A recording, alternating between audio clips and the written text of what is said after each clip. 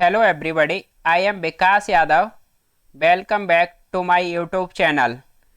If you people are new over here, then welcome to my YouTube channel. Alright, in this video, we will discuss the today's second editorial publishing the Hindu newspaper. A word in the hand. अब देखो ये word नाम का जो पक्षी है ये किसके हाथ में है? एलोन मस्क जो दुनिया के सबसे रिचेस्ट पर्सन है उनके हाथ में है।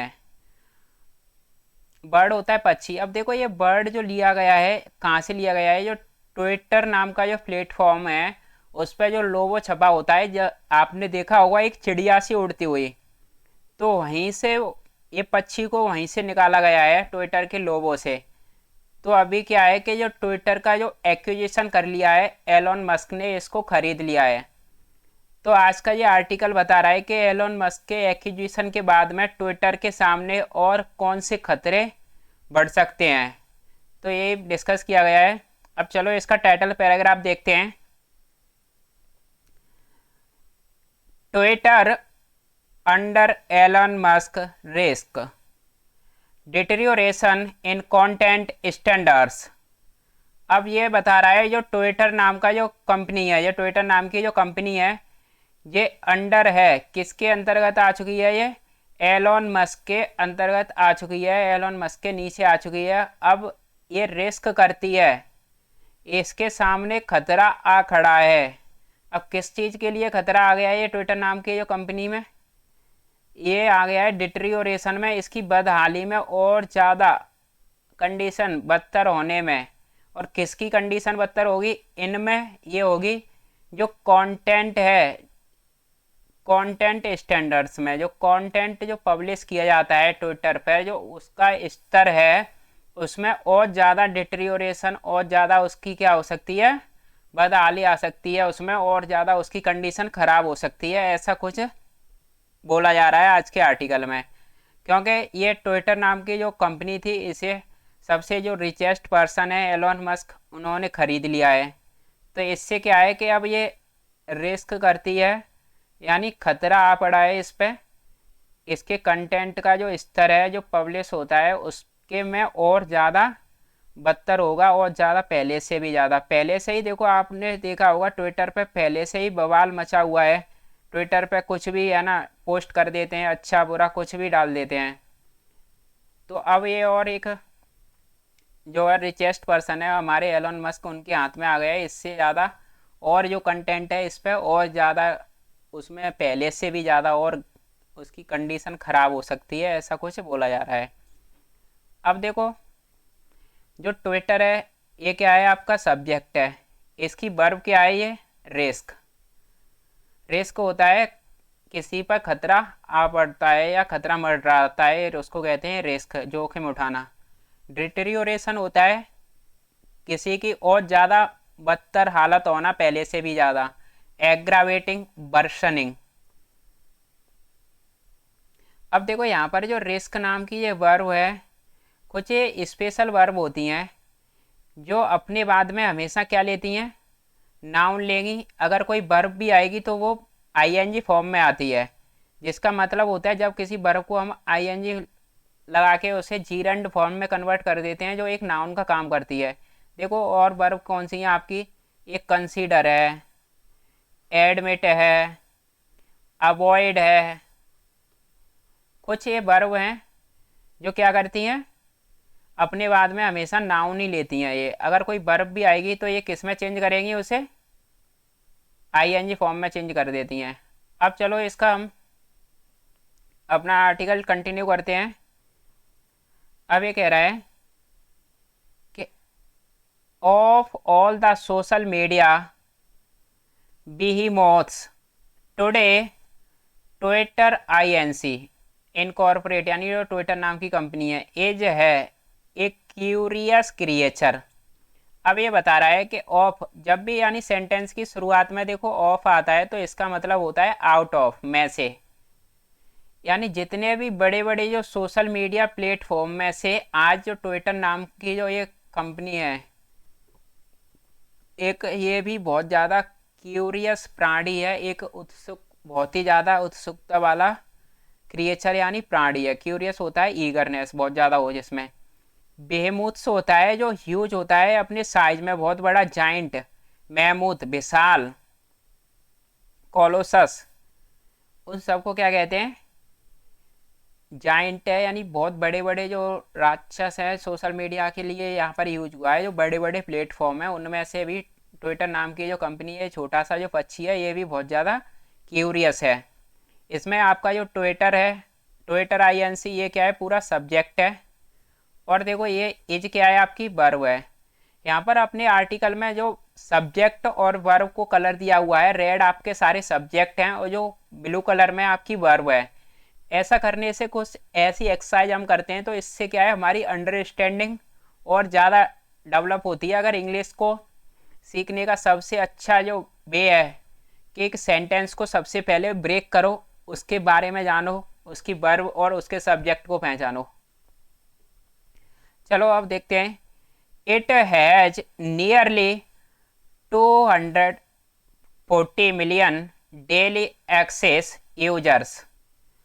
इस यह रखता है लगभग 240 मिलियन, 240 मिलियन डेली एक्सेस है यूजर्सों का, यानी जो ट्विटर पे जो लोग हैं डेली 240 मिलियन लोग डेली एक्सेस करते हैं। अब ये बता रहा है which includes political and corporate leaders besides personalities who command an immense following. अब ये बता रहा है जो 240 मिलियन जो यूजर हैं जिनका डेली का एक्सेस जो करते हैं ट्विटर पे, उसमें कौन कौन शामिल है, जिसमें शामिल करता है जो राजनीतिक, जो सियासी जो लोग होते हैं, पॉलिटिकल, और कॉरपोरेट लीडर्स, जो प्राइवेट कंपनी के बड़े बड़े लोग, और बिसाइड्स इसके साथ ही साथ जो पर्सनैलिटीज होती हैं, जो कौन सी वाली पर्सनैलिटीज, अब उनके बारे में बता रहा है, जो कमांड करती हैं, कंट्रोल करती हैं एक इमेंस, बहुत बड़ी पॉपुलैरिटी को, बहुत बड़ी लोकप्रियता को।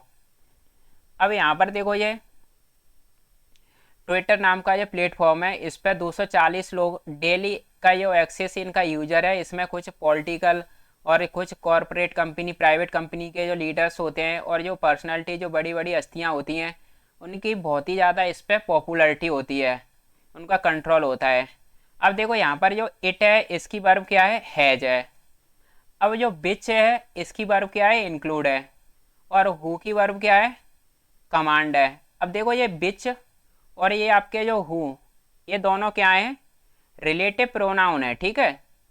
रिलेटिव प्रोनाउन हमेशा जो वर्ब आती है इनके बाद में, वो इनके बाद में जो आता है, इससे पहले जो आता है उसके अकॉर्डिंग वर्ब आती है। अब जैसे यहाँ पर यूजर्स आया है तो यूजर्स प्यूरल है, तो यहाँ पर वर्ब भी प्यूरल आएगी। लेकिन ये आर्टिकल में कभी कभार मिस्टेक हो जाती है, जिससे क्या है कि हमारे राइटर से भी कभी कभार मिस्टेक हो जाती है, तो उसको भी माफ़ करते हैं। वैसे हमारे जो एग्जाम में जो एरर आती है वो रिलेटिव प्रोनाउन से रिलेटेड, उससे पहले जो एंटीसीडेंट होता है उसके अकॉर्डिंग हम वर्ब लगाते हैं। तो यहाँ पर देखो ये पर्सनैलिटीज है तो ये प्यूरल है, तो यहाँ पर वर्ब कैसी आई है, प्यूरल आई है, ठीक है। चलो अब आगे चलते हैं। ये कह रहा है Twitter's unique selling point is its provision. अब जो ट्विटर का जो यूनिक सेलिंग पॉइंट है, USP है, ये इसका खुद का, ये क्या है, इसका एक कानून है, प्रावधान है। अब यूनिक सेलिंग पॉइंट क्या होता है, किसी काम को करने में आप बहुत ज़्यादा अच्छे होते हो या आपको बहुत ज़्यादा पैसा मिलता है, किसी काम को करने का पैसा लेते हो, उसको कहते हैं वो यूनिक सेलिंग पॉइंट है। तो ऐसे ही जो ट्विटर का जो यूनिक सेलिंग पॉइंट है, सेल करने का जो पॉइंट है, वो क्या है, इसके खुद के प्रावधान है, इसका अपना क्या है, कानून है। टू नॉट ओनली, न केवल पुट अप 280 करेक्टर्स मैसेजेज, न केवल यानी ब्रॉडकास्ट करना 280 करेक्टर्स को के मैसेज को, but also be a platform featuring the dissemination of information, बल्कि भी होना, एक प्लेटफॉर्म होना फीचरिंग का, जिसमें जो इंक्लूड करता है, शामिल करता है किसको, फैलाव को, सूचनाओं के। डिसएमिनेशन होता है ब्रॉडकास्ट करना, प्रसारित करना, इन्फॉर्मेशन सूचनाओं को, जो सूचना होती है उसके फैलाव को भी ये शामिल करता है। ऐसा भी प्लेटफॉर्म है। अब वो कौन सी सूचना होती है ये बता रहा है। एज के रूप में ब्रेकिंग न्यूज, या कोई डिबेट्स, या डिस्कशन, एंड इवन फोर, और दूसरी तरफ इवन फोर यहाँ तक के जो mobilization, deployment of people, mobilization होता है लोगों को इकट्ठा करना, लोगों की भीड़। तो यही है कि ट्विटर का जो सारा काम है कि एक बहुत ही ज़्यादा इसका जो यूनिक सेलिंग पॉइंट है, अपना प्रावधान है। यह केवल ये ब्रॉडकास्ट नहीं करता है, विजुअल नहीं करता है, सामने रखना किसी चीज़ को, यानी दिखाता नहीं है 280 कैरेक्टर का जो मैसेज है, बल्कि यह एक प्लेटफॉर्म भी है जिसमें जो शामिल करता है सूचनाओं के फैलाव को। वो कौन सी सूचना होती हैं, कोई ब्रेकिंग न्यूज होती है, कोई डिबेट, कोई डिस्कशन, और लोगों को जहाँ इकट्ठा करने का काम होता है वहाँ पर भी ट्विटर को लोग यूज करते हैं। अब इसका आगे देखते हैं। Twitter has posted losses in 8 out of last 10 years. अब ये कह रहा है अभी तक आर्थिक रूप से, यानी फाइनेंशियली होता है, यट अभी तक आर्थिक रूप से, फाइनेंशियली ट्विटर ने पोस्ट किया है। क्या पोस्ट किया है? लॉस को लास्ट, यानी पिछले 10 सालों में से 8 साल में, यानी जो पिछले, ये ट्विटर नाम की जो कंपनी है पिछले 10 सालों से 8 साल में ये घाटे में चली है। और इसके साथ ही with its market value never managing to reach the highest of peers such as Metas, Facebook and Instagram और इवन टिकटॉक। अब ये छोटी सी कंपनी है और लॉस में रही है 10 सालों में से 8 साल में। अब इसके साथ ही इसका जो मार्केट वैल्यू है वो कभी नहीं मैनेजिंग कर पाएगा। क्या नहीं, मैंने कभी नहीं संभाल पाएगा किसको, रीच को। जो रीच है हाइट की, उस ऊंचाई की, जो है ऑफ की, जो पीर्स की, जो इसके पीर्स होता है किसी के समकक्ष, इसके जो बराबर के जो प्लेटफॉर्म है उनकी हाइट के बराबर की जो रीच है, ये कभी भी मैनेज नहीं कर पाएगा, इस चीज़ को कभी भी संभाल नहीं पाएगा। अब कौन से हैं इसके समकक्ष? जैसे फेसबुक, मेटाज की फेसबुक, और मेटा की फेसबुक, इंस्टाग्राम और टिकटॉक भी। तो ये टिकटॉक, इंस्टाग्राम और मेटा की फेसबुक, ये बहुत बड़े बड़े प्लेटफॉर्म हैं। ट्विटर तो इनके आसपास भी नहीं है, ये कह रहा है यहाँ पर। तो ये छोटी सी कंपनी है, पिछले 8 साल में ये घाटे से चल रही है, घाटे में रही है, और ये कभी भी इस चीज़ को मैनेज नहीं कर पाएगी, इनकी बराबरी नहीं कर पाएगी फेसबुक, इंस्टाग्राम और टिकटॉक की। यहाँ पर देखो ट्विटर, ये क्या है, सब्जेक्ट है, और यहाँ पर हैज पोस्टेड वर्ब है, ठीक है। अब ये बता रहे हैं बाई लगा के, अब क्या किया इसने, by selling the company to the world's richest man Elon Musk for a whopping 44 billion after a few shenanigans। अब ये बता रहा है बाई लगा के, क्या करके, सेल करके, बेच करके, इस ट्विटर नाम की जो कंपनी है इसको कितने, किसको बेची गई है? ये जो दुनिया के सबसे अमीर जो आदमी है एलन मस्क, इनको बेच दिया गया है। फॉर के लिए, कितने के लिए? वूपिंग होता है एज मच एज, लग के लिए 44 बिलियन के लिए। इसके बाद कुछ शरारतों के बाद में अ फ्यू सैनेनिगन्स क्या होती हैं? कुछ शरारतें, ट्रिकरी, मिसचीव, यानी पहले ये कह रहे थे मैं खरीदूंगा, फिर मैं नहीं खरीद रहा, ऐसा कुछ इनकी जो शरारतें रहीं, पहले के खरीद रहे हैं फिर नहीं ले रहे हैं, ऐसा कुछ बोला गया था इनके। इसके बाद 44 मिलियन में इस कंपनी को सेल करने के बाद में अब ये बता रहा है कि जो Twitter shareholders finally made a killing. अब देखो, even as mister Musk in his first post acquisition actions fired some top executives. अब ये बता रहा है कि जो ट्विटर के जो इन्वेस्टमेंटर्स से थे, जो शेयर होल्डर्स थे, जो हिस्सेदार थे, उन्होंने आखिरकार मेक अ किलिंग होता है टू बेनिफिट फाइनेंशियली, किसी तौर का आर्थिक रूप से जो फ़ायदा उठाते हैं, तो इन्होंने खूब फ़ायदा उठाया। इवन एज, यहाँ तक मिस्टर मस्क जो है, एलन मस्क, इन्होंने अपनी पहली जो पोस्ट है, पोस्ट बाद में एक्विजिशन के बाद में, जो एक्विजिशन के बाद में जो एक्शन है, इसमें फायर किया था कुछ जो टॉप एग्जीक्यूटिव्स थे। अब इन्होंने खूब शेयर होल्डर्स थे, इन्होंने जो शरारत की, इसकी वजह से इन्होंने खूब सारा फ़ायदा उठाया। और जो एलन मस्क थे, उन्होंने अपनी पहली जो पोस्ट एक्विजिशन वाले जो एक्शन में कुछ ट्विटर के जो टॉप एग्जीक्यूटिव थे उनको भी बाहर निकाल दिया। फायर करना, किसी को बाहर निकाल देना, ये मे का किलिंग ये होता है टू बी बेनिफिट फाइनेंशियली, किसी का फाइनेंशियली तौर से फ़ायदा उठाते हैं। अब ये कह रहा है, but the question on everyone's mind is about what might happen to the platform as a free speech vehicle under a truly maverick owner।